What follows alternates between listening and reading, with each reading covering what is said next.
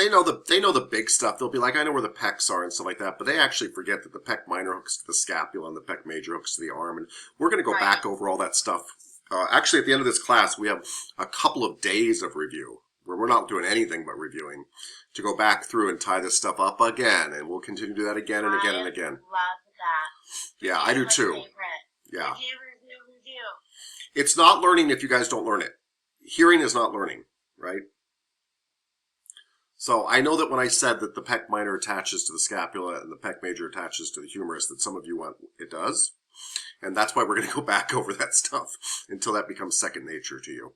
So that you understand the difference between moving the arm to access a pec and moving the shoulder blade to access a pec, which one you're accessing and why you're doing it.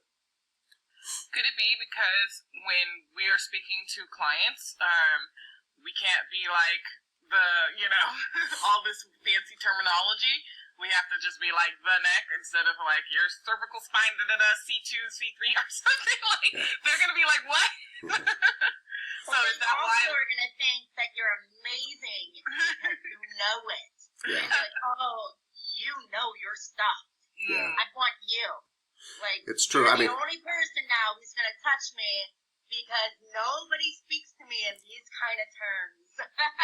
I mean, I guess that's a good point. But it's like your doctor, by the way. When you go to your doctor, you don't really know how skilled your doctor is. You spend 10 minutes a year with your doctor. So you base your entire opinion on them based on their bedside manner and the way they talk.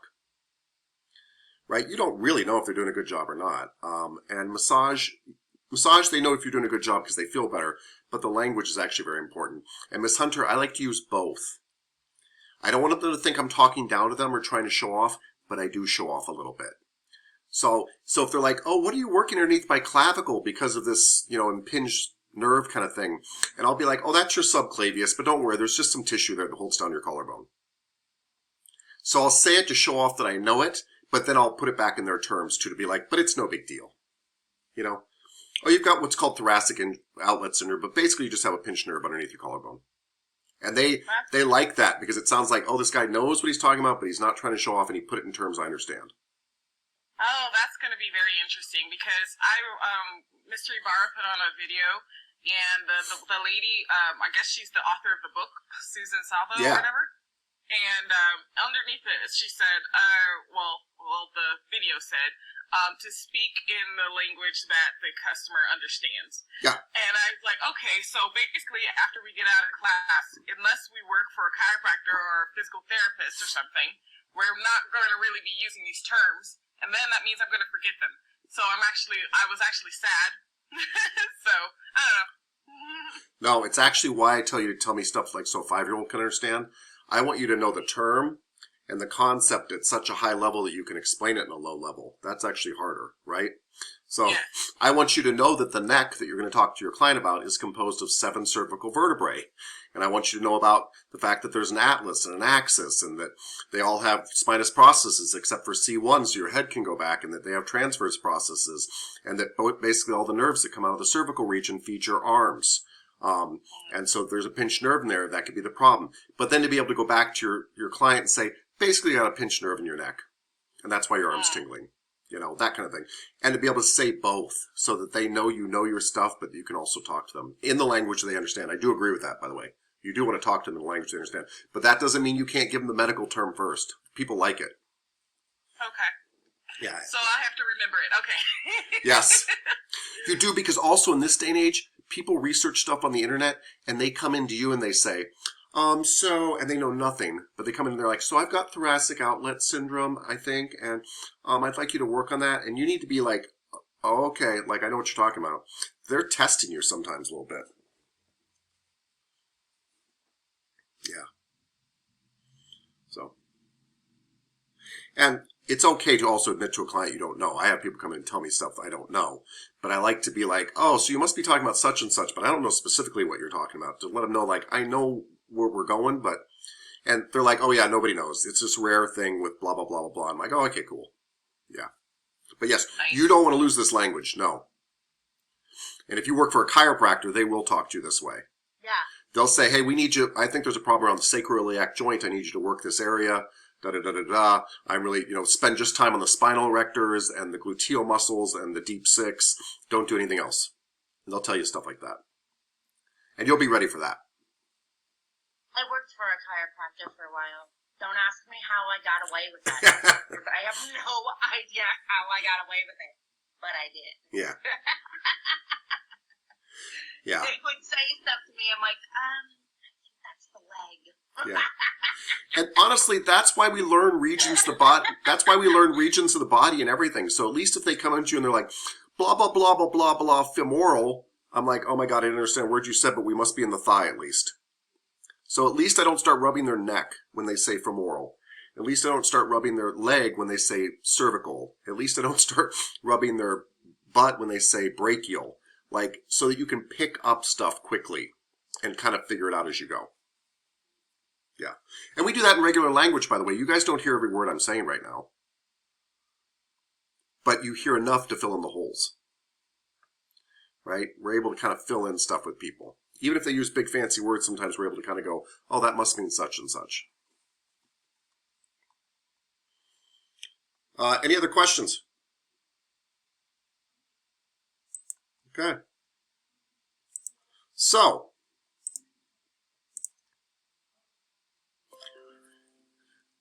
the respiratory system. Yeah?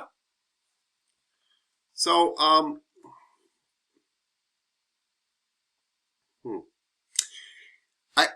I often think that the respiratory system should be in the chapter of the cardiovascular system. Can anybody tell me why I think it should be in the chapter of the cardiovascular system? What does the respiratory system, even without learning about it yet, what does the respiratory system have to do with the cardiovascular system? Breathing, inhaling, exhaling. Yes, that is what it is. It's breathing. Yes? Oxygen to cells. Yes. So the respiratory system is the thing through breathing, you're absolutely right, Ms. Petrie, through breathing that gets oxygen to the blood that your heart carries around. If you're a car buff, your respiratory system, your lungs are the carburetor for your engine. They actually are what bring oxygen in. Your circulatory system runs blood over your lungs, really does, we're going to learn how, but runs blood over your lungs, and your lungs, your blood then picks up oxygen from your lungs, and your heart pumps that oxygen to every cell in your body so that your cells can breathe, because your cells do breathe. They don't breathe the way you breathe. They just take a tiny little oxygen molecule in when it's in your blood, and they bring it into their cell walls and use it and stuff, but they breathe. And they spit out a little CO2, carbon dioxide, and your blood takes that away and gets it back up to your lungs so it can get out of your body. So, remember when I said when you fart, you're not farting? I said it's the bacteria in your intestines that's farting. That's really true. You're releasing the gas that's built up from all those bacteria, but you didn't fart. You're just full of bacterial farts. So you're not breathing. You are releasing and exchanging gas on behalf of your cells. Your cells are the ones that need the oxygen. Your cells are the ones that are giving up the CO2. All of that gets back to your lungs, and you share it with the outside world. That's what your lungs do. And this will make more sense when I talk to you later in this lecture about external and internal respiration. But I just want to give you an overview of what we were talking about. And the lungs, by the way, are nothing more than very complicated, not complicated, sorry. They're sacs with tremendous amounts of surface area, that allow gas exchange between your blood and the outside world. They allow oxygen to get into your blood and CO2 to get out of your blood to the outside world. And when I say lots of surface area, if you were able to open up your lungs are made up of a whole bunch of little tiny sacs inside that we'll learn about, but if you were able to open up your entire lung and really spread it out flat, open up all those sacs and spread them out flat, it would probably cover the roof of your house if you don't have too big a house. Your lung. So I know it's very hard to visualize Thank you for your facial expression, Miss Petrie. Because she's like, what? I don't. But imagine something that's folded so many times or has so many little pockets that when you open all that up, it opens up really big. Right? So, it uses that surface area to its advantage. Your intestines do the same thing. They do it a surface area kind of game there too. But let's move on. Okay. So, your respiratory system and your cardiovascular system work together to get your cells oxygen that they need.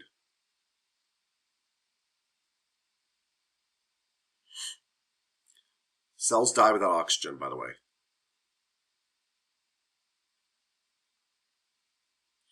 So your cardiovascular system carries the oxygen around, but your lungs make sure that the oxygen gets into the cardiovascular system. By the way, lungs need blood, and your heart needs oxygen. So if anything happens with your lungs or your heart, both those systems die too.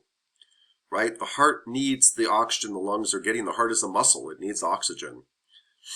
And the lungs need blood. They actually need oxygen too in their own strange way. And so they need blood. And the one thing I don't like about this slide that your book put together here is they say all this is for oxygen, but there's another really important thing that's going on here. Cells die, yes, without oxygen, but also carbon dioxide, the waste gas of your cells, is toxic. CO2 is toxic to human beings. And if you don't breathe it out, you die. You've got to get CO2 out of your system. It's great for trees. It's great for plants. But for us, we need to get it out of our system. So the purpose of the cardiovascular system is not just to get oxygen to the cells. It's to get CO2 away from them too and out of your body.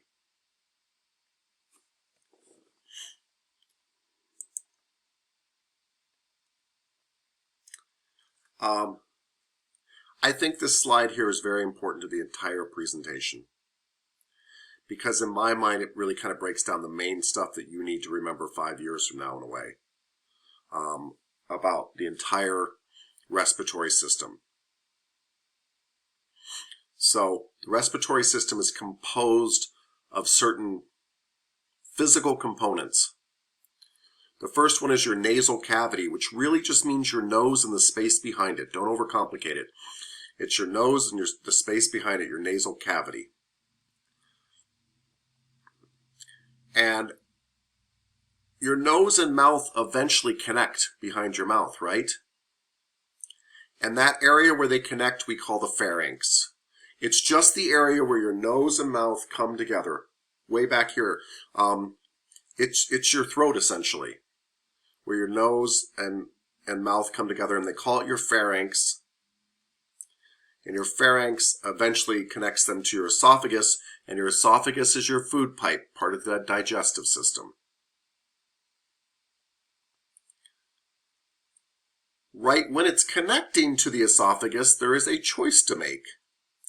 There is a little flap over another pipe. This little flap is closed normally, and it's called your epiglottis. It is a little flap. Epi, on top. Glottis, it sits on top of the glottis. We'll talk about the glottis in a second. But this is essentially a flap, not even essentially, it is a flap that's over another pipe next to your esophagus, and that's your trachea. Your trachea is your windpipe. It is the pipe in front of my throat that I am poking on right now. It is your windpipe. It is the pipe that goes directly to your lungs. Why is there an epiglottis, a little flap sitting over it?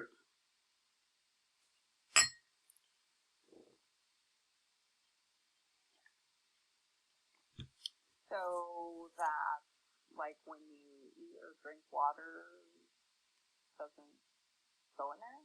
That's exactly why, Miss Monreal. The flap is to ensure that food and water and the coffee I just drank go down my esophagus and not down my windpipe. It doesn't always work, but it works 99.9% of the time. And that's what it's there for. It flaps open when you're breathing. in or out, to make sure that air can get in the right place. But it shuts itself closed. In fact, it stays closed normally. When you're drinking and eating, all that kind of stuff, to make sure food goes down your esophagus, your food pipe, which is behind your windpipe, your trachea. Now, the glottis sits on top of this thing called the glottis, which is just the beginning of the trachea, the windpipe. And inside your glottis is your larynx. And the cool name, the simple name for larynx is vocal cords. It's the reason you can hear me right now. It's kind of these tight cords, flaps of skin that allow me to reverberate sound, and have a lot to do with how I talk. Don't get me wrong, my mouth and tongue have a lot to do with how I talk too, but they help me generate certain sounds and such. As we go further down the trachea, it splits up into the bronchial tubes, and the bronchial tubes split up a little bit more, and they go to all the parts of the lungs.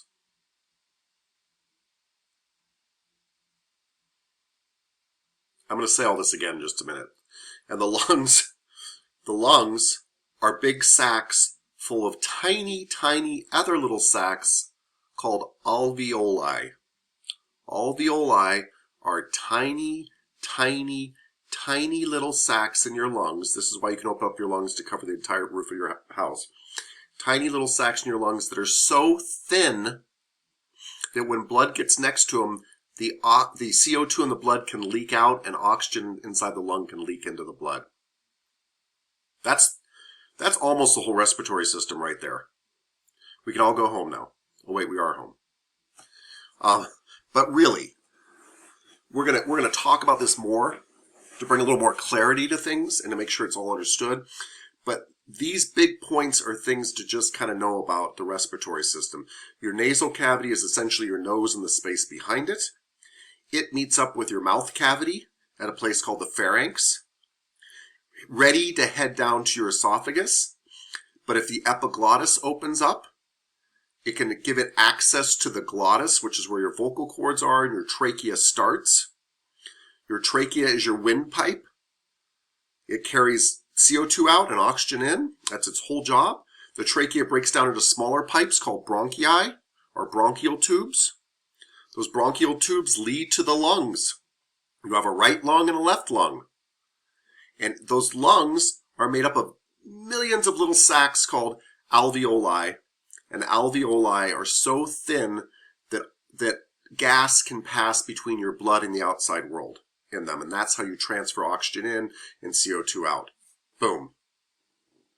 That is the respiratory system. I don't expect you to fully understand that without seeing diagrams and things like that, but that is an overview of the respiratory system. Yeah? Do we have any questions so far? I don't expect you to understand this completely yet, so if it's kind of making your head hurt, don't worry. But do we understand that I have tubes that have different names that either go to the food or the wind? If they go to the wind, they eventually get to my lungs. Yeah, I know, because sometimes food goes down the wrong pipe. Sometimes food does go down the wrong pipe. Take a drink of water and you're like... Yeah, and that's exactly what happened. It got underneath your epiglottis, this little flap, I hate that. and it got into your lung a little bit, and you coughed it back out. Like, you had one job. Yes. Miss Yeah, Monreal? I was about to ask, so what happens if that happens? So you do cough it back out? You cough it back out, but by the way, there are times that stuff gets into your lungs that never comes back out. And luckily for you, your body has an incredible absorbing capacity. And so if you get some stuff in there that really doesn't come back out, I'm not talking about having your bronchial tube clogged and you can't breathe. I'm talking about something tiny getting in there. It will get reabsorbed by the body. The blood will absorb it slowly. It'll eat it away. It'll eventually break it down and deal with it, because stuff does get into your lungs that never gets back out again sometimes. But in general, you cough it back out right then.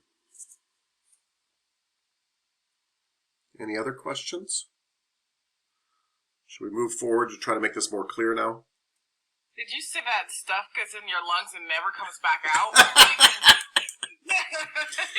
Well, yes, I just meant don't freak out. There are times that some little little bit of food or something gets in there that does not get coughed back out. Yes, I don't mean it's still sitting there, Miss Hunter. Okay. Your body will take care of it like any foreign object. It will eventually break it down and get rid of it. It's not like by the time you're my age that you've got half a meatloaf in your lungs Right. with a quarter can of beer and some Kool-Aid or whatever. I don't know. No, Okay. no. Most stuff you cough right out. But my point is, your body does have a way of dealing with small stuff that gets in there if it has to. It will absorb it. I don't know if you ever gotten like a wooden splinter in your finger or foot and it never came out. Yes, and I'm always like, oh no, I'm gonna die. I think it's gonna travel to my heart or something. Yeah. But what really happens is your body eventually breaks it down. It goes, this doesn't belong here. And it'll break down, it'll break down the wood particle. Now, I don't know what happens if it's metal. I don't advise you to inhale a lot of metal. But it'll break down most things. Yeah. It breaks down glass. I've had a tiny slice of glass in my finger, and I couldn't get it out. I got it out, but it was there for a minute, and then I didn't see it anymore. And then there wasn't any more pain either. So Wow. I don't know what happened. Miracle. Yeah. Yeah. Yeah. Cool. Anyway, the point is, yes, don't worry. Don't worry. Okay. So, what does your respiratory system do? This is the question I always ask you guys. What makes it up and what does it do? Its main job, I hesitate to say this because I would like you to remember all this stuff, but really, its main job is exchange of gases, which is breathing. Its main job is to get O2 into your blood and to get CO2 out of your blood. That's the job of the lungs. We also throw in olfaction, which is your ability to smell. Your olfactory is your nose. By the way, that's fed by a cranial nerve. Remember, you have 12 cranial nerves that aren't really part of your neck. They come out kind of the base of your head. And you have an olfactory cranial nerve, and the olfactory cranial nerve controls smell. Your olfactory. Olfactory is smell. Of course, your respiratory system helps with sound production, which is your vocal cords, one of your larynx. And it helps maintain homeostasis. Of course it helps maintain homeostasis. It's trying to help keep the correct balance of oxygen coming in and CO2 coming out. So that's one of its main jobs. But really, it's exchange of gases, right? It helps you to breathe. And breathing is getting O2 in and CO2 out all day long. Yeah? Okay. I wish I could blow this up. Can you guys see this picture? Yeah? So you can see the nasal cavity up here. Yep. And you can see the bronchial tubes where it comes down to the lung. And what's really important is where it breaks down into this tiny box down here. That's the alveoli, those tiny little sacs. And you see how an artery and a vein hook up to those tiny little sacs? Cool. So, remember, capillaries are teeny tiny. Those little sacs are teeny tiny. And the reason there's blood flow to them is they're coming to drop off CO2 and pick up oxygen. And the alveoli are so small, they're so darn small, that gas can actually go through the walls of the blood vessels, the capillaries, and the little sacs, and they can get oxygen from the outside world without bleeding into your lung.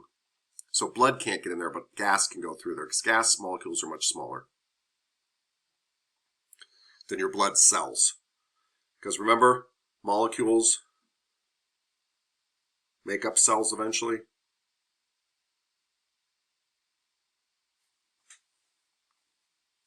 Okay. I'm not worried about that. I don't want you worried about that.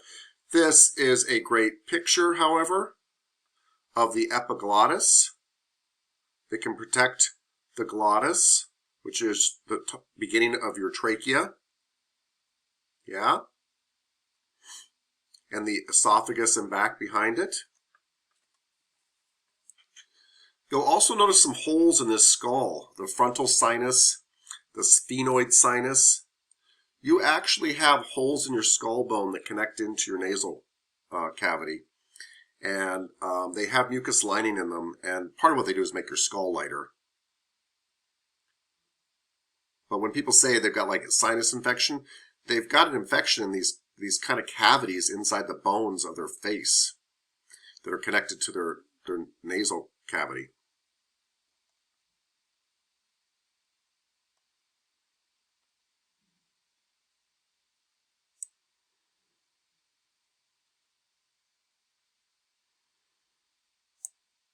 Oh, I've got to show you something here. Do you see this word that says eustachian tube? That is actually a hole that connects your nasal passage to your middle ear. Your ears and nasal passages are connected for several reasons, but one is to balance pressure between the inside and outside of your eardrums. You know when you get like sinus problems, how your eardrums feel like they might have to pop and things like that? It's because things are getting clogged and they're not balanced with the outside world. And your eardrums are actually very sensitive. And so if pressure on one side of a very sensitive membrane is higher than pressure on the other side, it can rupture that membrane. And this hole is meant to kind of keep pressure equalized between your inside and outside of your eardrum by connecting the inside to your nose. It's why when you hold your nose and push out a little bit, you can feel pressure in your ears. Do that very gently if you do it, by the way. You can actually put too much pressure there. So there's a true connection there.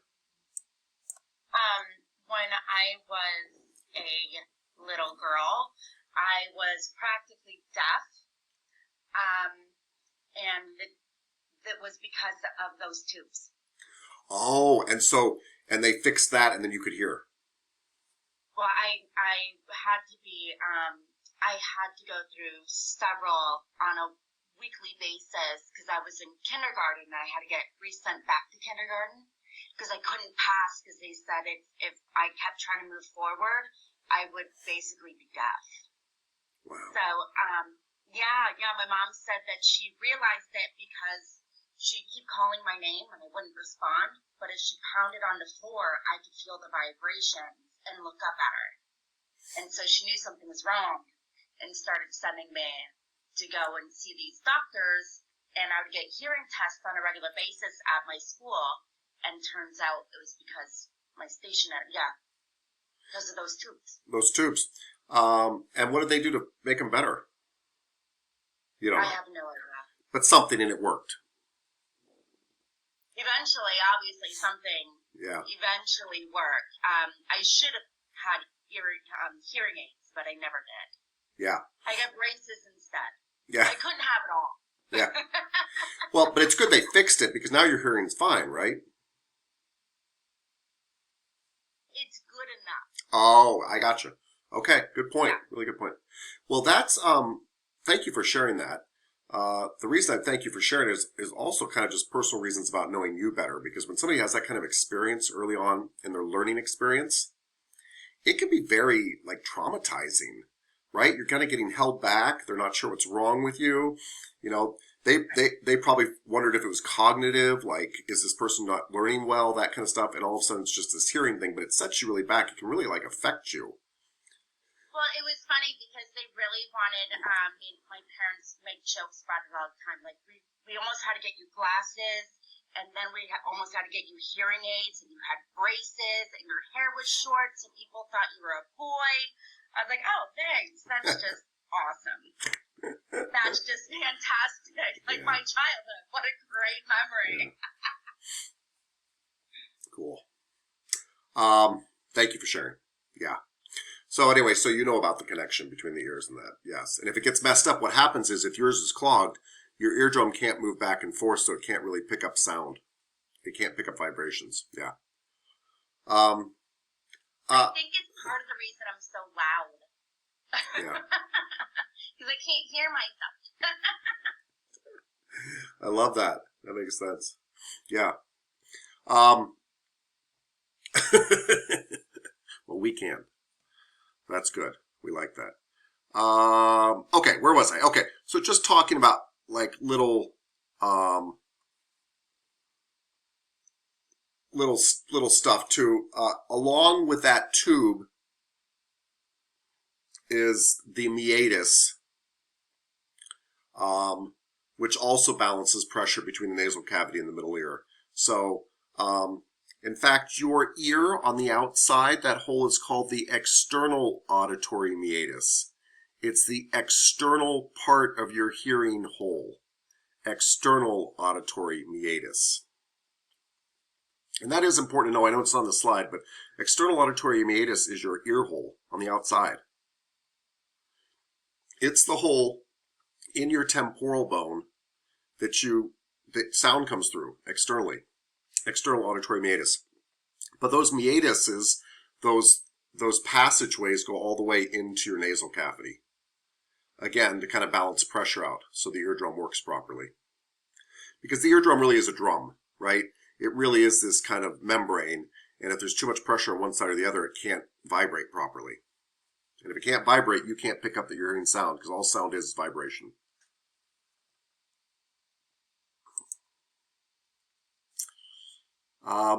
The nasal cavity is often referred to the air conditioning chamber.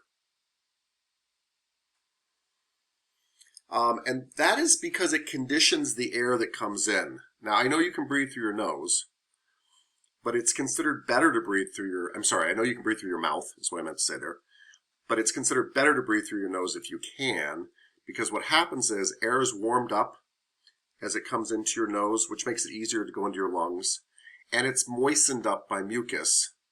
And that's actually better for your lungs too. Moist air works better in your lungs. It keeps your lungs healthier, all that kind of stuff. That's why sometimes people put humidifiers in their house, right? And it also goes over a whole bunch of mucus. And that snot in your nose is actually very important because it captures a whole bunch of dust particles. Because if you don't capture those dust particles, Miss Hunter, they fill up in your lungs and they stay there forever. Just kidding on the last part.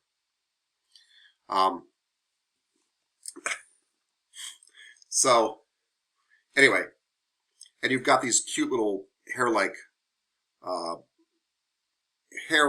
projections in this area called cilia that actually help move that mucus back up and out of your body so that you'll cough it out if it gets full of, you'll get cough it out or sneeze it out if it gets full of lots of stuff. So coughing and sneezing are not bad things. They're your body's attempt to get rid of stuff stuck in your mucus that your body thinks is an irritant. And that was also the exciting conclusions of last night's episode of Cells at Work, where they had to get the bacteria out of the body, and they stuck it in mucus and finally launched it with a sneeze out of the body. I don't want to ruin it for you guys, because it was pretty riveting. But anyway, nasal cavity is this air conditioning chamber for your lungs. It conditions the air when it comes in. It gets it moist. It makes sure it's filtered through the mucus, and it warms it up a little bit before it gets into your lungs. You've got all these sinuses. Remember I said you've got all these cavities in bones. I believe it's 4 bones in your face. And we haven't learned about the skull bones yet, and we will. But you've got the maxillary bone, which almost looks like a mask right here, right above your jaw, kind of this area right here. Sphenoid bone is that bat-shaped bone that goes through the entire skull. Ethmoid bones are these tiny bones right up here where you cry, basically. And the frontal bone. The frontal bone really is here. It's my forehead. It's on the front of my head. All of those have some sinuses in them. All of those have some hollow openings that are lined with mucus. And they do a lot of things, by the way. They keep your skull lighter. They actually help with resonance. They give some vibration in your skull for voice production, for sound production. And they can become infected. That's why you'll hear people say, I've got a sinus infection. Because if you can get a nasal infection, you can get a sinus infection, because they're really kind of the same thing. They're open cavities.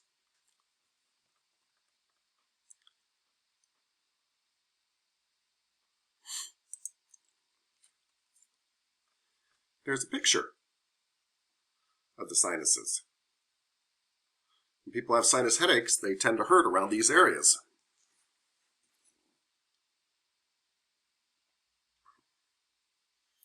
They'll hurt around this, right around the eyes, they'll say, or right on the temples over here, because that's where the sinuses are. Top and bottom of the eyes, middle part of the eyes, and off the side to the temporal region.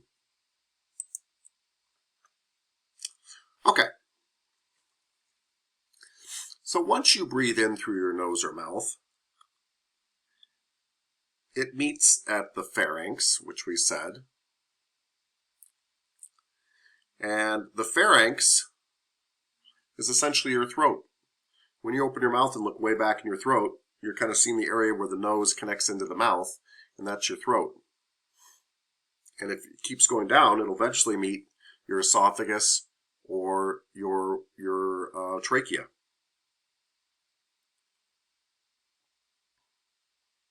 Eventually has to make a choice and go down one or the other, right? Stuff from your nose and mouth eventually either go down the esophagus or down your trachea, your food pipe or your windpipe.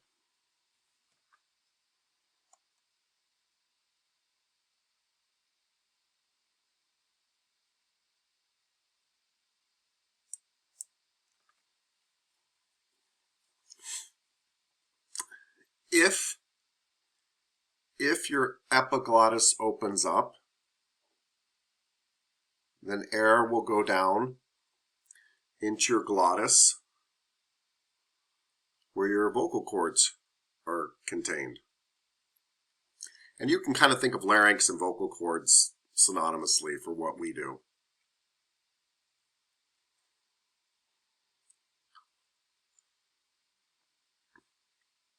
Some people, by the way, call the epiglottis the guardian of the airways, because it's the flap that protects your airway, your trachea.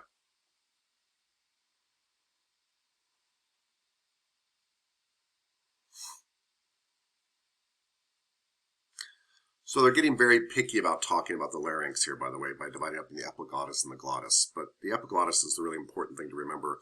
It's the flap that protects your glottis, which contains your larynx. So there's two different ways I look at this, and you can say this and are fine with me.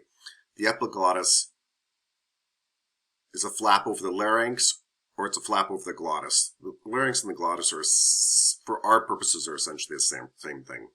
And they're all on the way down the trachea. In many ways, the epiglottis is on top of the trachea, you could argue. We're just now naming off little sections of the trachea.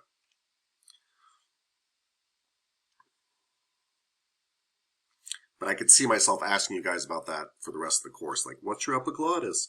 Because it's kind of an important thing to know. Oh, that's that flap of skin that covers up my trachea. Keeps me from choking.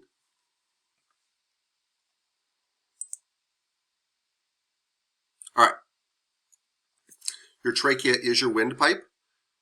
It's only one pipe though, right? It's got to get down to 2 lungs. So it's going to break off into what are called bronchial tubes. You've got a right and left bronchial tube, and those break up into smaller bronchial tubes.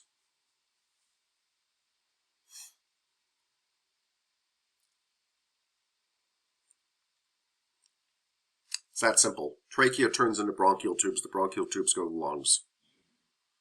Don't overthink that on your part. There's just smaller tracheal tubes are called bronchial tubes. Little interesting fact, the way your lungs are divided up. The bronchial tube coming off the trachea going down to the right lung is steeper. Let me see if I have a picture of it here. Yeah. I don't know if you can see this, but remember the left side is the right side for the client. So the right side over here is very steep. Do you see how the trachea almost goes straight down into the right bronchial tube? Whereas the left bronchial tube, it's got to curve off. Do you see that? Okay. Well, so it tends to be that if you do get food past the epiglottis, where does it go? It tends to go into the right bronchial tube. It tends to be, if you get an infection, it tends to be in the right bronchial tubes in the right lung, because this tube just seems to be very good at having gravity bring stuff down into it.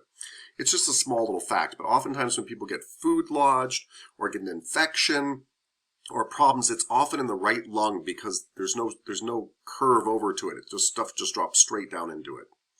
So just FYI. Yeah?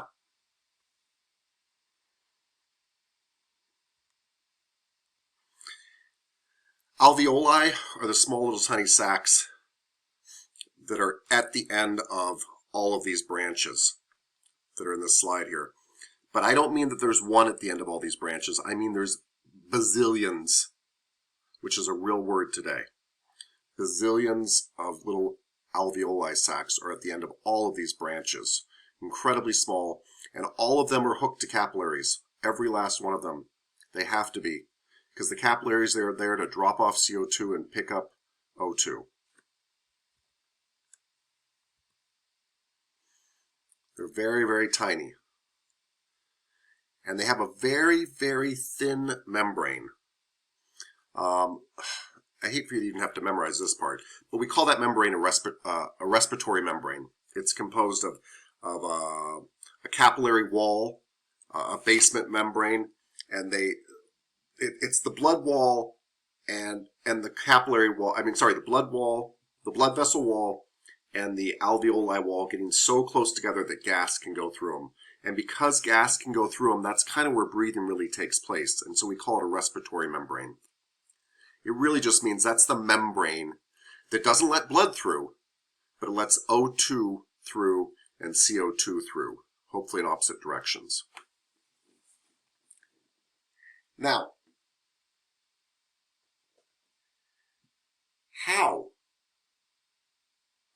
how does the CO2 know to get out and the O2 know to get in? Or how does your blood know to get the CO2 out and to let the O2 in? Or how does your alveoli know to let your CO2 out and your O2 in? Who knows to let your CO2 out and your O2 in? Anybody? What part of your body handles that? Does a part of your body handle that? Is it the nervous system? It's a great guess. It is nobody. Oh, cool. It is cool. It's concentration. Thanks for setting me up like that. Yeah. And it was so funny. You didn't answer right away. And I was about to be like, Miss Monreal, are you going to say something? Nobody does. So when you put sugar in your drink, if you mix it up, if you mix it up completely, are there parts of your drink that are really sugary and parts of your drink that have no sugar at all? No. Miss Monreal, I'm going to mute you. But I can't. Miss Monreal, mute yourself. Thank you. All right. The fact is that things in nature, molecules, want to reach equilibrium. We don't think about this, but why do you keep your doors closed in your house in the summertime?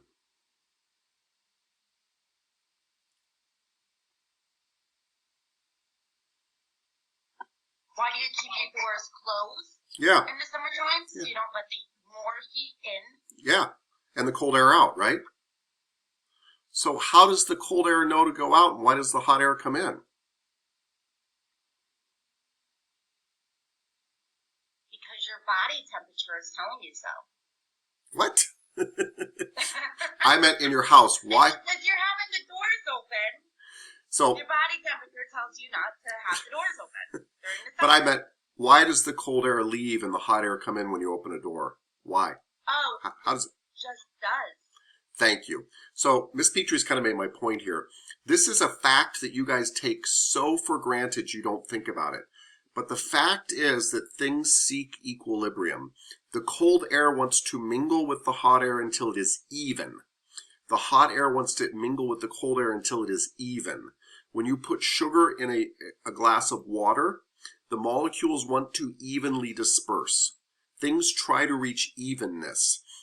So if you have blood vessels that come by an alveoli sac that is attached to the outside world, and that blood vessel is full of CO2, but the outside world doesn't have as much CO2 in it, The CO2, like the cold air in your house, wants to rush outside. If you have blood vessels that are low in O2 and come by an alveoli sac, and there's more O2 on the outside world, the outside world's O2 wants to rush in. They want to reach equilibrium just like the air in your house does. The molecules want to become evenly distributed. They don't try like they have a will, but the point is they want to because of molecular forces. But the fact is that it's just about things going from a higher concentration to a lower concentration, always. Right? And so that's why you keep the door closed in your house. But the fact is, when you have a really thin membrane that your blood comes across, if the outside world has more oxygen in it than your blood, that oxygen will go into your blood if it can find a way in there. And if your blood has more CO2 in it than the outside world, it will go out. And that's what happens. That's why the gas exchange occurs. You just get the blood by a membrane, and the gas exchange occurs all on its own. Just like you open the door of your house, you don't have to worry about getting the hot air in, do you? And getting the cold air out. You just have to wait a little bit. They will eventually reach equilibrium. Eventually, the inside of your house will be the exact same temperature as the outside, if you wait, because things want to reach equilibrium. When you pour hot water in a glass of cold water or vice versa, eventually every bit of that water is the same temperature. They don't stay separate. And we take this so for granted that we forget that things move from high concentration to low concentration always. Questions, thoughts, anything? That's just gas exchange 101. I just kind of wanted to brush over it. That all happens through the respiratory membrane.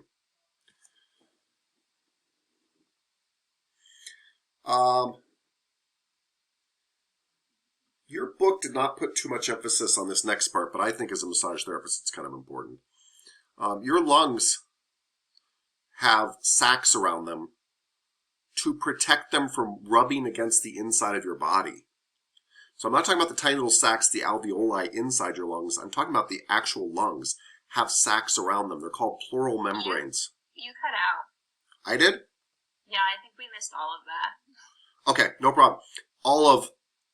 Not all the gas exchange. No. Oh, good. I'm like, why didn't you tell me earlier? Okay. All right. Your book does not make a big deal out of this, but I think you did it again. Really? You are frozen. Ah. All right.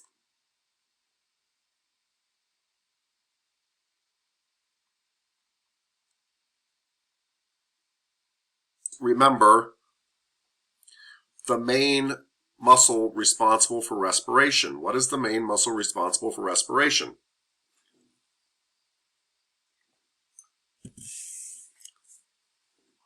The diaphragm.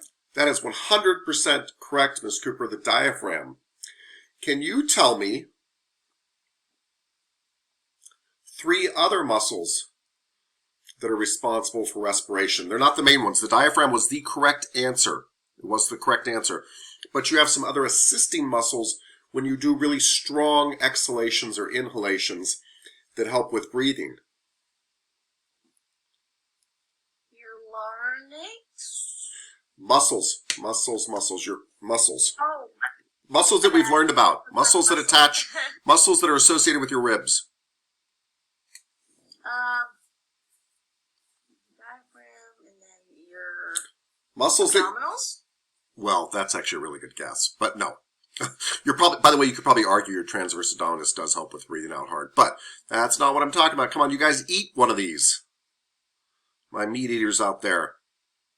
You eat one of these muscles. You love them. Yes, Miss Harper. The intercostals? The intercostals, the internal and external intercostals, which are the meat between your ribs, helps your ribs expand and contract. Yes, yes. Now, give me 2 more. Somebody. Pectoralis minor? I like that you mentioned that, Miss Torres, because it does attach to the ribs, and I guess you could argue it helps lift them up in breathing, so I'll take it. But I was thinking of 2 more that are specific. That's all they do. 2 more.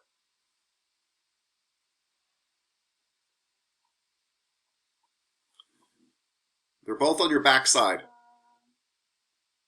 They both have the word posterior in them.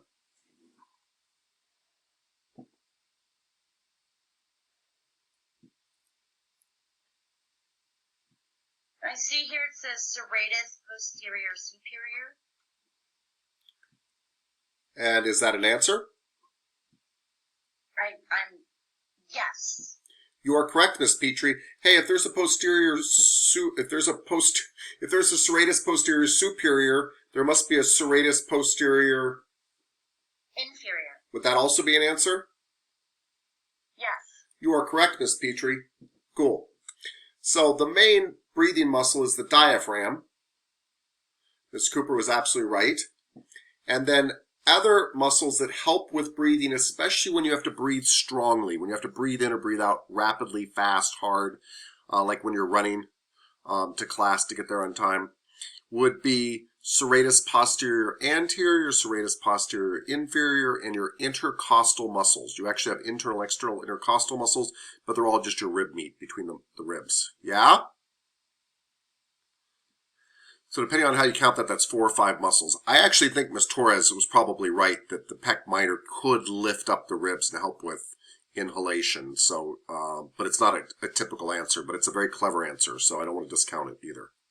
Okay. You have a nerve. Oh, go ahead, Ms. Petrie.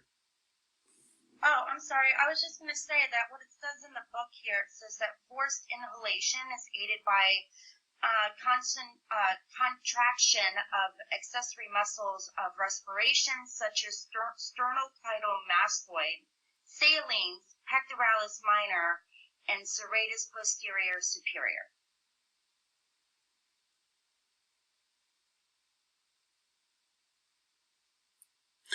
So I guess it's saying that because those things could lift up the rib cage. The posteriors, by the way, the posterior, serratus posterior superior definitely lifts up the ribs. That's what its job is. And I guess they're saying the sternocleidomastoid could lift up your collarbone a little bit. Because it could. Its main job, by the way, is to flex your neck. But it could, sure. Yeah. Legit. And I don't remember what the other one was. What was the other one? Sorry, it says sternocleidomastoid salines, pectoralis minor. Oh, scalenes, yeah. And pectoralis minor, yeah. So Miss Torres is right on target. I'm just saying that that's what it says in the book. I think it's legitimate. I wouldn't list them in a test question on what aids in breathing, but I think it's legitimate. Their point is those muscles can serve dual function. Yes, Miss Hanson? Martha just texted me and said she's having trouble staying on, I think. But Yeah. she's on now. Good. Cool. All right. Okay. So the diaphragm, like all muscles in order to fire need an impulse from a nerve. All muscles, in order to fire, in order to contract, have to get a signal from a nerve, right? They have to. It's the phrenic nerve that comes from your cervical region that tells your diaphragm to contract and thus for you to breathe in. Your phrenic nerve actually comes from your cervical region.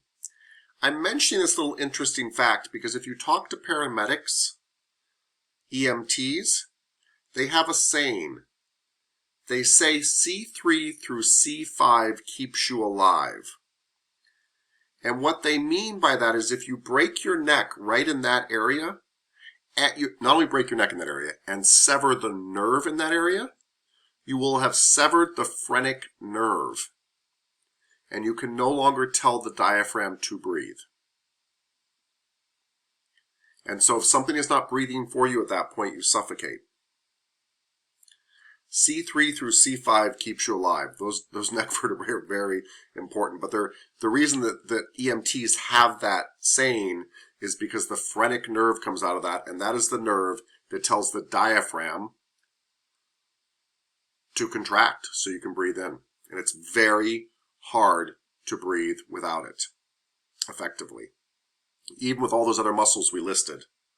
If the diaphragm's not working, you kind of suffocate.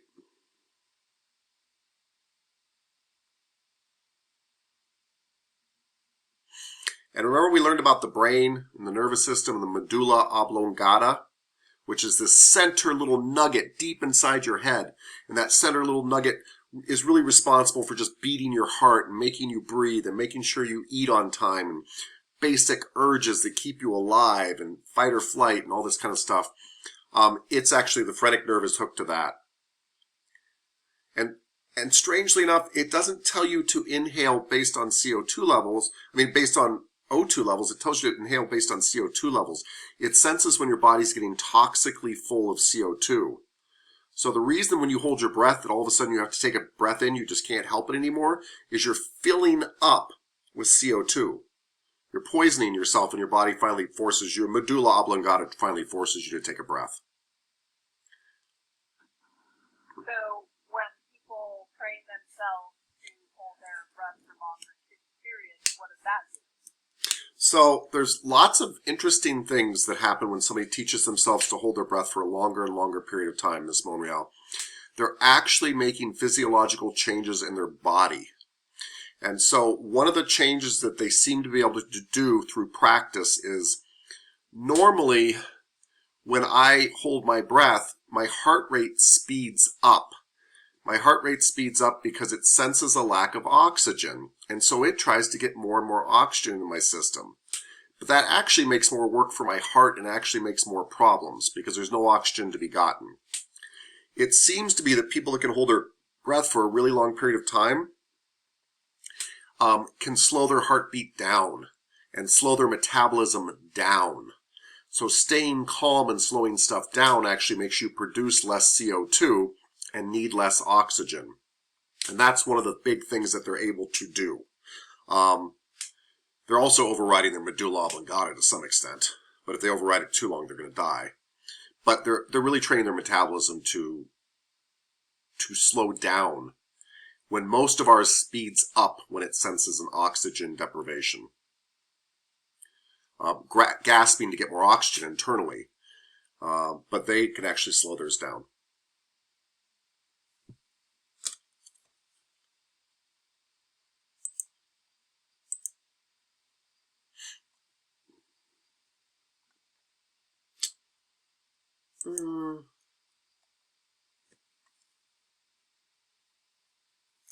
So there's a term that we use when we talk about clients breathing.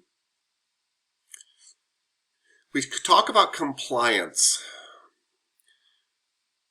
Compliance in this term means how easy the thoracic region can open up during inhalation. So for me to breathe, my ribs must expand. Yeah? If my ribs can't expand, if they are not compliant means following along, right? If they do not comply with my need to expand, my lungs cannot expand. And if my lungs cannot expand, I cannot breathe. So we care about essentially tightness of the thoracic region, right? If it can't comply, if it can't expand, we can't breathe well. We call this compliance, their ability to stretch easily during inhalation. What muscles could affect compliance of the thoracic region? What chain of muscles could affect compliance in the thoracic region? What individual muscles could affect compliance in the thoracic region? What muscles would you work if you were a massage therapist and somebody was having a hard time taking a deep breath and you thought it was due to lack of compliance in their thoracic region? What is the thoracic region? Why is nobody answering me? Okay,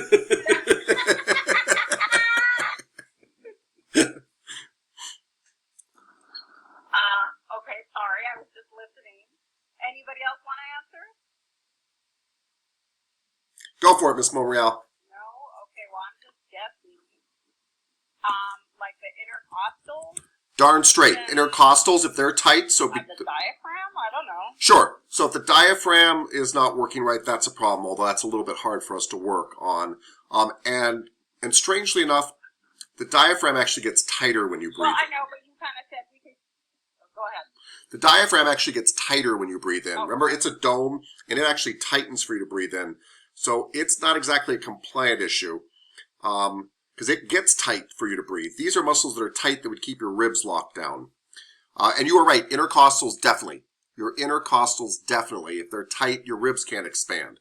So you might massage literally the rib meat between the ribs. Yes, intercostals is an excellent example.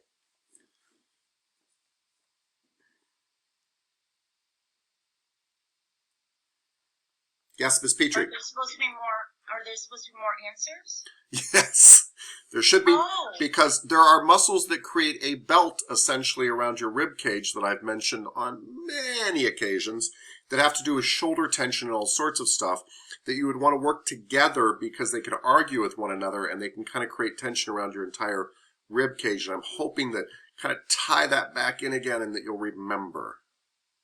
I'm thinking of three muscles, two in front, well, in a way, two in front and two behind, that can argue with one another and tighten down around your entire rib cage. Mr. Yen. Yeah, I think in the I only add lesson and the combine the muscle and maybe connect with in the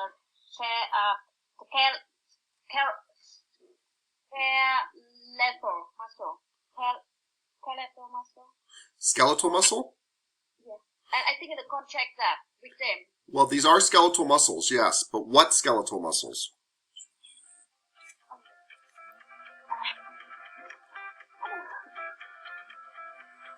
So I don't know that, but I think. Anybody? Trey, I got one. Oh, well, all right, hold on. Miss Harper, yes, and then Miss Cooper. I'm just thinking, could it be the serratus anterior and posterior? Well, serratus anterior posterior. Well, yeah. I mean, yes. Hold on, you're throwing a lot of different stuff there. Serratus anterior argues with what?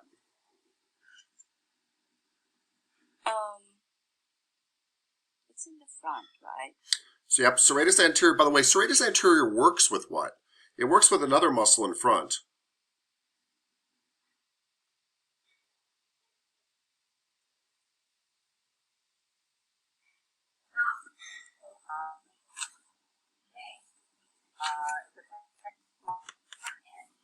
So, Like in the backs, in your pectoralis minor? yes! So serratus anterior, That's what I was gonna say, yeah, the back. serratus anterior pulls your scapula forward, and pecs actually pull it forward and down. In fact, serratus anterior pull it forward and down. So serratus anterior and pec minor tend to work together. What fights against them in back?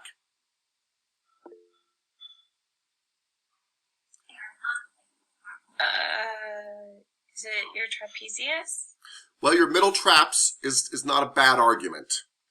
Well, where did the serratus anterior insert in back?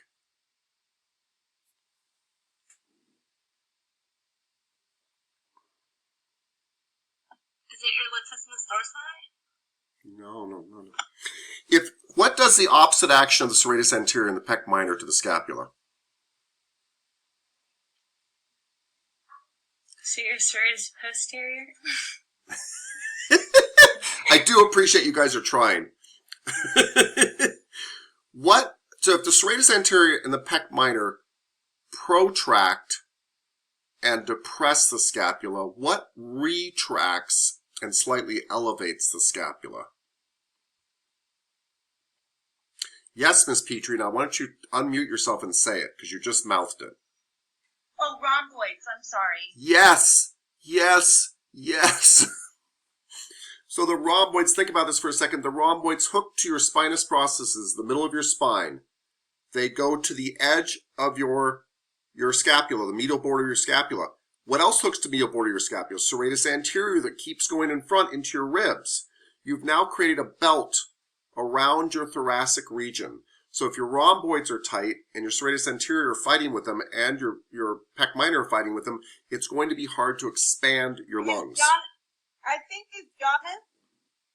What?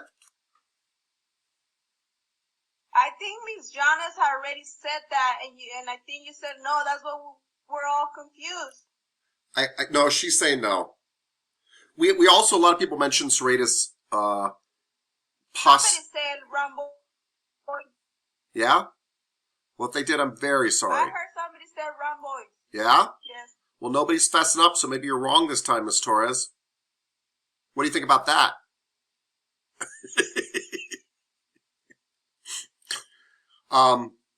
Somebody probably did. Who knows? Maybe, or maybe I just thought about it, but I thought somebody said rhomboid. Maybe you thought about it. I'm serious. Maybe you thought about it and you didn't say it. Probably. Somehow I feel like it's your fault, though. That's what's important to remember. I'm going crazy or something. I like your kind of crazy, Miss Torres. You keep going crazy. Okay, so... Yeah, most likely. So I keep making a big deal out of this. That's a male to blame it on a female. Of course. Yes. What else would we hang all our inadequacies on? So I keep making a big point about this because it's not just for breathing, right? It's about shoulder tension. So when you work the rhomboids, it's really good to work the pectoralis minor and the serratus anterior. And this is one of the many reasons. They can create a belt around the thoracic region. I said it. Oh, now you said it, huh? I'm sure you did, Miss Monreal. I'm sorry. If anybody could hear me. Yeah, I'm sorry. I obviously didn't hear you. And thank you. Can anybody hear me? I can hear you. Mr. Tapscott. I can hear you. You can't hear me now. Me now? I can still hear you. Okay, because I was talking. Okay. We're having a technical difficulty All day. right, I'll turn my mic off. I just kept saying, can anybody hear me talking? Sometimes we just tune you out and pretend like we can't hear you talking. Story of my life. I know. Anyway, no, I didn't hear you say rhomboids. So anyway, the fact is, though, this rhomboids literally, there's a band of fascia that is your rhomboids and your serratus anterior that goes from your spinous processes all the way down to your ribs in front. And so I'm just trying to bring that information back in. Remember when we studied the muscles of the thoracic region? The intercostals was a good answer too, because they would be another thing you might want to work. And the serratus posterior inferior, because those pull the lungs down, the ribs down, that's a good answer too, right? Because if those are tight in the back, they keep the lungs from expanding. Cool. I said the serratus posterior, and you said no. Did you? But I thought probably because I was waiting for serratus. But did you say serratus posterior inferior? No. Okay. I just said serratus posterior. Well, that's not a muscle. You got to tell me inferior or superior. You should have taken I've been doing more than out of it now. Miss Giannis, I should have. This has been a catastrophe. Let's just remember that your rhomboids and your serratus, just remember that your serratus anterior and your pec minor work together to pull the scapula frontwards and downwards, and the rhomboids work to pull it backwards and upwards, and that they can argue with each other and create a belt around your ribs. And Miss Giannis is exactly correct. One of the serratus posterior muscles, the inferior one, she was warm, could keep the ribs down. And the intercostals is also a good answer too, because those can hold the ribs together and keep them from expanding. You going to say something, Miss Cooper? Yeah, I was gonna say, did anyone say transverse abdominis? No, and actually you could argue transverse abdominis, right? Because it's sewn into the bottom of all the ribs. And if it's tight, it could affect things too. And the transverse abdominis goes all the way into somebody's low back. So if somebody's having low back pain and spasms, it might actually cause the transverse abdominis to contract, and that would make it hard for you to breathe too. So it's an excellent way of thinking, Miss Cooper. I don't even care if, I'm not, by the way, it probably is right, but I'm not even, like as massage therapists, we don't often get to know if we're right. We have to work intelligently, and that would be an intelligent thing to work on, right?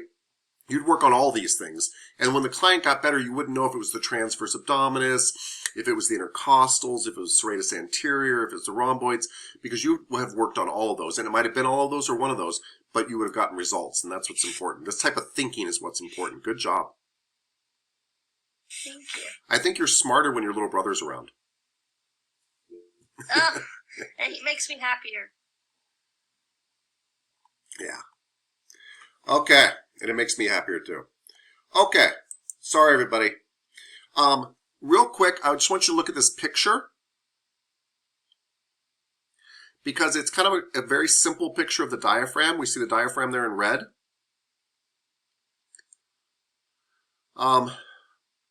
when the diaphragm is there in red like that, when it contracts, remember it goes down. And that's what causes the lungs to be pulled down and air to be pulled in. When it relaxes, it just lets go and pops back up again. When it contracts, it shortens and gets pulled down. The dome gets pulled down. And that's what opens up that area for the lungs to fill up with air. Just that simple concept. But when it contracts, it gets pulled down. It moves inferiorly. Do we understand that? Good. Okay. Now, when it moves inferior like that, then the ribs want to expand to make room for the air coming in. That's why they need to expand. Okay. Let's see. Hold on one second.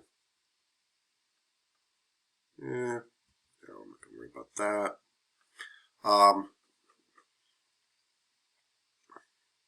Oh, you're going to sometimes hear this term called surfactants. You won't hear about them as a massage therapist, but you'll hear about them from doctors. Surfactants are something that your body actually produces that reduce surface tension in your lungs so that air can pass through those little respiratory membranes in your alveoli. And sometimes they give people certain surfactants to help them breathe better. And surfactants just reduce surface tension on a membrane so that stuff can pass through it faster. It's just a good word to be aware of. That's why I picked it out of the reading. I was like, you should know what surfactants means.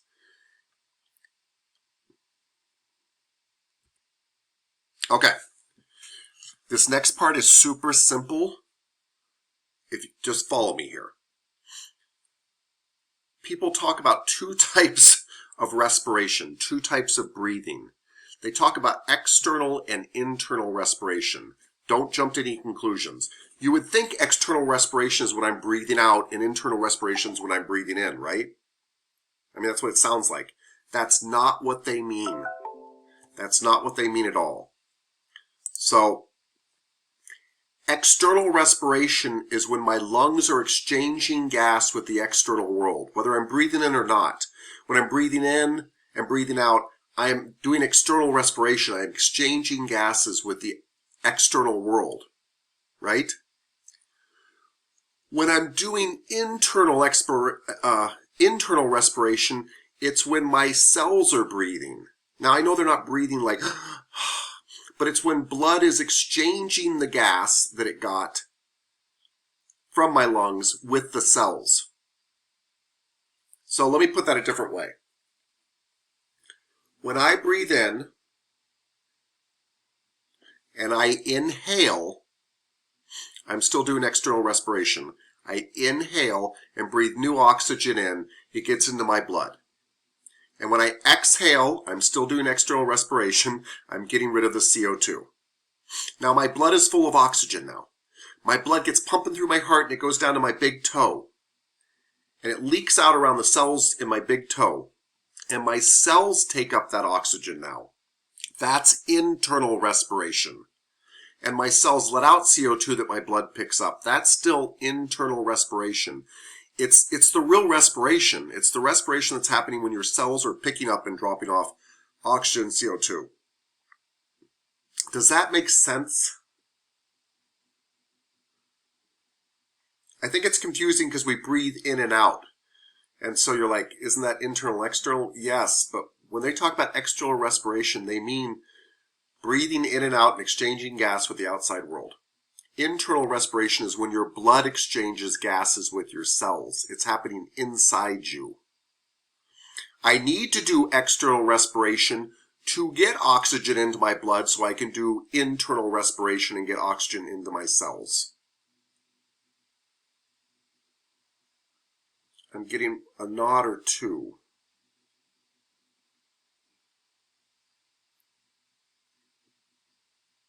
So external respiration is called external respiration because it's the exchange between my lungs and the external world. Internal respiration is called internal respiration because it's the exchange between my blood and my cells in the internal world. Internal respiration. It's the breathing it's real breathing, by the way, that's happening inside me where the cells are picking up and dropping off oxygen and CO2. it's not real breathing, like lungs aren't happening. But the point is, you could exchange the word gas exchange with respiration. There's external gas exchange that happens with my lungs. There's internal gas exchange that happens between my blood and my cells. There's external gas exchange that happens between my lungs and the outside world. There's internal gas exchange that happens between my blood and my cells in the internal world. Yeah? Okay. Does anybody have a question on that? Do you want me to explain it a different way? I just am getting a little bit of, I got like one nod and a lot of blank looks.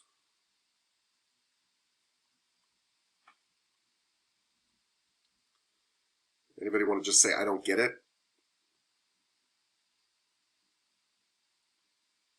No? Okay. I kind of understand, I guess. I don't really know. I'm kind of just nodding because I'm listening to you. I just want to make sure you know that I'm listening. What? Thank you, Miss Petrie. What'd you say, Miss Monreal?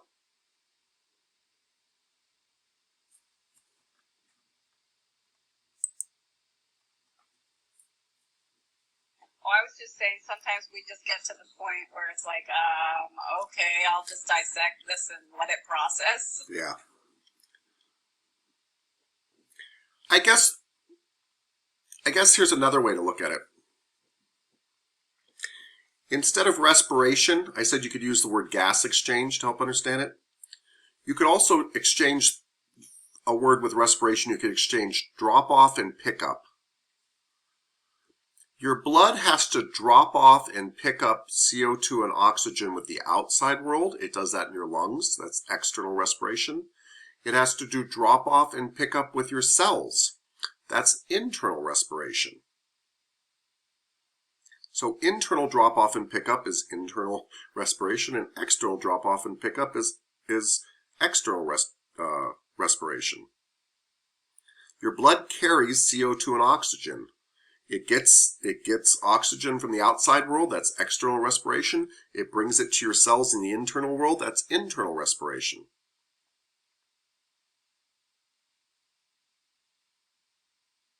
Okay, I'm letting that go. External respiration is also called pulmonary respiration because it's your lungs. Pulmonary means lungs. Internal respiration is also called tissue respiration because it's your cells that make up your tissues that are breathing. Okay, let me run through a couple of things real quick. This is fun, light stuff. Even the pathologies for this are not too heavy duty. But a sneeze is just, it's almost like a cough through your nose, right? And it is designed, a sneeze is designed to expel irritants that have gotten into your nasal passages. They're usually caught, by the way, in mucous membranes. And the reason you're supposed to cover your nose when you sneeze is because water particles really do come out, and they really do have bacteria and stuff in them. Your body's doing a great job of getting the stuff out of its body, right? But it's going to expel it on somebody else's body if you don't cover your nose. So it's a great system for getting junk out of your body. It's also a great system for dumping it on somebody else if you don't cover your nose.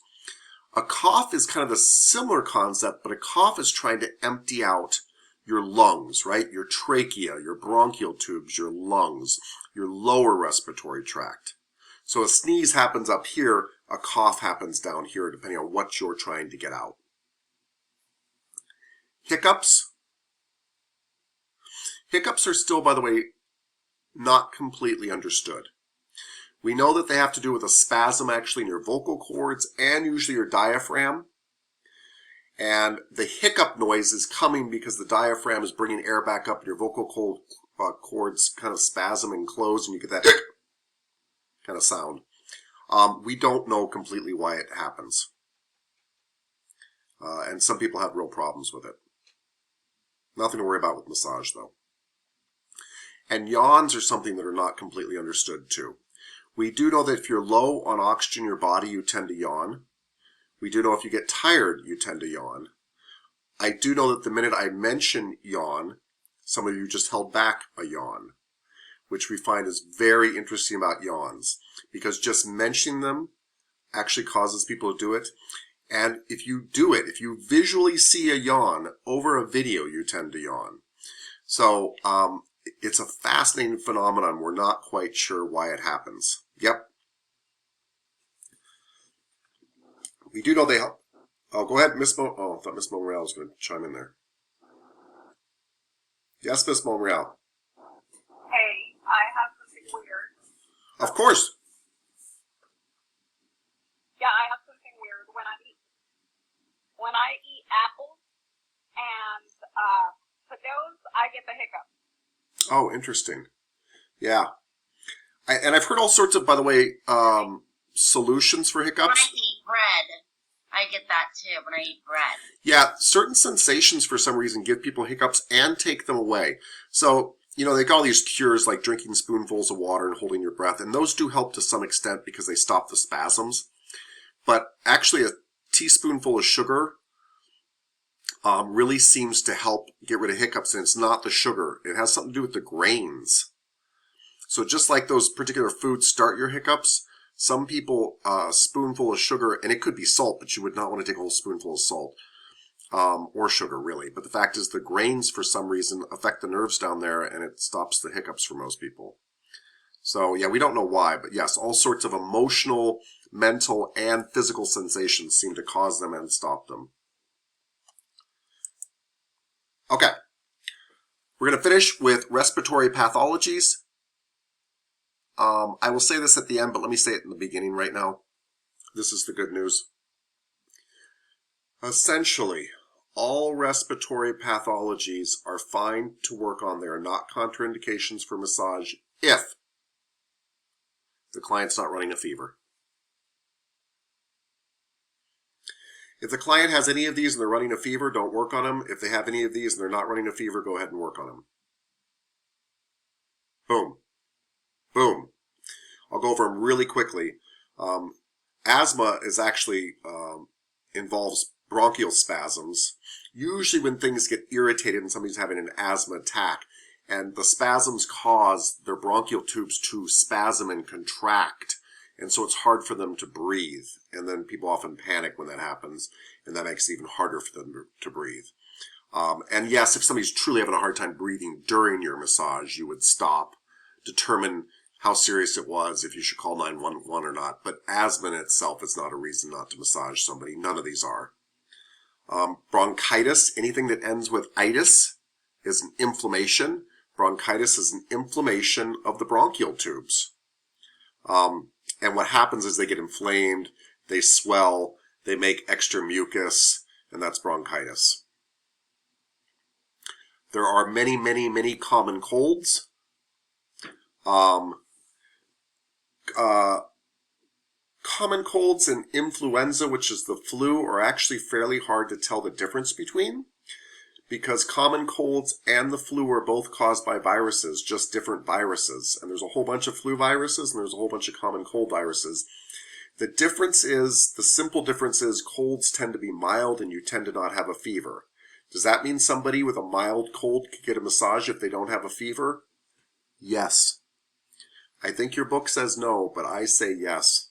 If they have a mild fever, no fever.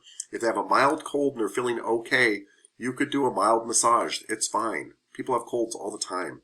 It's fine. Now, you might worry about catching their cold. That's your business. But the fact is you're not going to hurt them. It's not a contraindication unless they're running a fever. If they're running a fever, they probably have the flu, by the way. But you don't have to make that determination. It's just fever or not for you. Yeah. Emphysema is a lung disease that's usually caused by smoking. I mean, it's almost always associated with that. There are some other things. You can inhale certain chemicals and things like that that can cause it. But it really literally destroys the alveoli sac. And then you can't exchange gas very well. And so you literally can't breathe. So, and it's caused by long-term exposure to irritants. That's why it's usually associated with smoking. By the way, we're not 100% certain that vaping doesn't cause the same thing, and I'm not trying to be critical of vaping. I don't care what you do. But vaping might still irritate the lungs, and if it does, it could still lead to emphysema, and emphysema is supposed to be miserable. It's permanent, and it means you feel like you can never get a full breath, again, because the damage is permanent to the alveoli sac. Hay fever is just allergies, usually to pollen. Influenza, we already talked about that. That is the flu.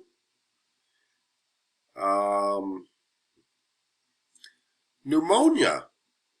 By the way, pneumonia is really the most common cause of infectious death in the United States. But that is a very misleading fact. Because lots of people, I'm sure you know people that have died of pneumonia. They say, well, they died of pneumonia. They did. But they might have died of pneumonia because they had AIDS and they had a depressed immune system. So did they die of pneumonia or did they die of AIDS, right? Just because pneumonia is the cause of death, the final cause of death, doesn't mean that pneumonia is something that you need to run around and be worried about all the time. Usually people that die of pneumonia have compromised immune systems, and that's why they caught pneumonia and couldn't fight pneumonia and all that kind of stuff. So it's a little bit misleading to say it's the most deadly cause of infectious death in the United States. It is the thing that's most commonly put on death certificates for that, but usually people got pneumonia because of other problems. Right? It was the thing that finally killed them off, but they got other problems. But it's an infection of the lungs. It can be caused by all sorts of stuff. It's usually bacterial, but it can be caused by viruses. It can be caused by chemicals. It can be caused by all sorts of stuff. I just have a question real quick. Yeah. So if you have someone who needs oxygen, would you just do them side lying then, as opposed to having them face down? Yeah. Okay. Yeah, and I wouldn't hesitate at all to work on them. Yeah. That'd be absolutely fine. And they could lie any way that they're comfortable and can still get oxygen, right? And some people on oxygen don't need oxygen when they're resting, all that kind of stuff. But absolutely, yeah. Yeah.